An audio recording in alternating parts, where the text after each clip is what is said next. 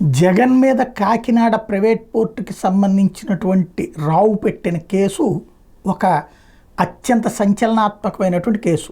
ఓ రకంగా చెప్పాలంటే జగన్ని బిగించడానికి బాబు చేతికి దొరికినటువంటి ఒక అస్త్రం అని చెప్పాలి.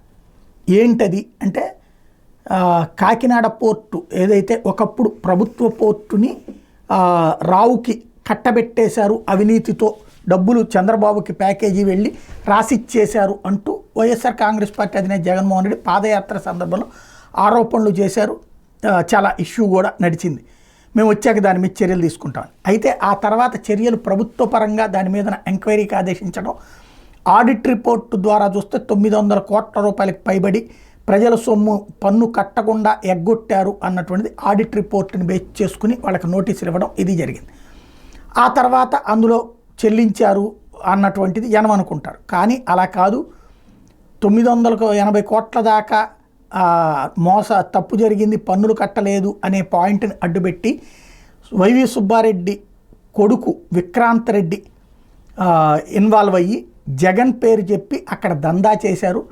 నేరుగా అరబిందోకి ఆ భూముల్ని ఇది వాళ్ళకు ఉన్నటువంటి ఆ షేర్లని 41% వాటా రాయించారు. మార్కెట్ వాల్యూ ప్రకారం 10 రూపాయలకి ఒక్కొక్కటి చొప్పున రాయించుకున్నారు. అంటే మామూలుగా 220 రూపాయలు చొప్పున కొన్నారు అది షేరు. వాస్తవంగా అప్పటికే అది 500 600 ఉంటే కొన్ని 220 రూపాయలు చొప్పున లెక్కగట్టిచ్చారు.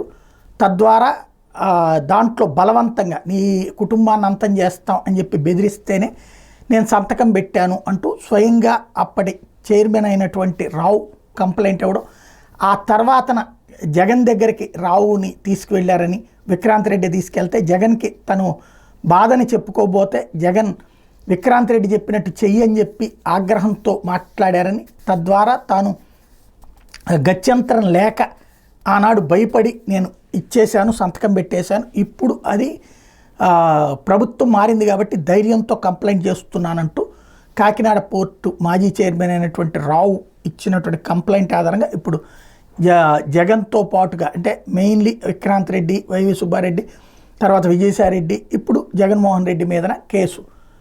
ఇందులో ప్రధానమైనటువంటి అంశం షేర్ వాల్యూ ఎంత కొన్నారు ఇదంతా కూడా డైరెక్ట్గా జగన్ మీదనే కంప్లైంట్ కాబట్టి అది కూడా బెదిరించి చేయించారు అన్నటువంటి దాని మీద సిఐడి కేసు నమోదు చేసిన నేపథ్యంలో దీన్ని సిబిఐకి కానీ ఈడీకి కానీ ఇంతకుముందు ఏంటంటే జగన్ మీద పెట్టబడినటువంటి కేసులు వేటిట్లో కూడా సిబిఐ ఈడీకి సాక్ష్యాలు లేవు. అక్కడ కేవలం ఒక సంస్థల్లో పెట్టుబడి పెట్టారు, తన జగన్ సంస్థలో ఆ పెట్టుబడులు పెట్టిన వాళ్ళు ప్రభుత్వం దగ్గర లాభాలు పొందారు అన్నటువంటి పాయింట్ మాత్రమే ఉంది.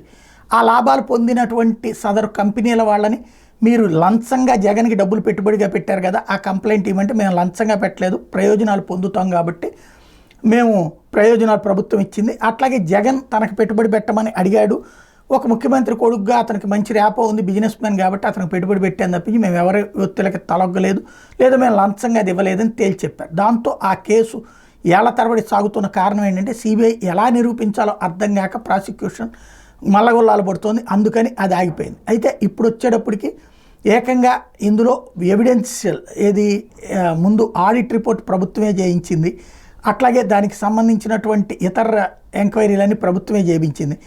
ఆ తర్వాతన ఈ షేర్ బదిలీ అయింది. అంతవరకు అయితే కనుక సహజం. కానీ బదిలీ అయిన తర్వాత షేర్లు బదిలీ అయిపోయాక అరబిందోకి అంతకుముందు 910 కోట్ల రూపాయల పెనాల్టీ అని చెప్పినటువంటిది కాస్త చివరికి 9 కోట్లకి తగ్గించారు. అంటే బెదిరించడానికే అలాంటి ఆడిట్ రిపోర్ట్ పెట్టారంటూ ఆడిట్ సంస్థతో సహా వీళ్ళందరి మీద కేసు పెట్టుకొచ్చినటువంటి నేపథ్యంలో ఇది సిఐడి ఎంక్వైరీ అంటే త్రూ చంద్రబాబు ప్రతీకారం తీర్చుకోవాలంటే సిఐడి వాళ్ళ ద్వారా జగన్ని అరెస్ట్ చేయించవచ్చు. లేదు అనుకుంటే కనుక జగన్ని శాశ్వతంగా దెబ్బకొట్టాలంటే ఈ కేసుని సిబిఐకో ఈడీకో అప్పచెప్పడం అన్నటువంటిది ముఖ్యమైనది. ఏం జరుగుతుందో చూడాలి.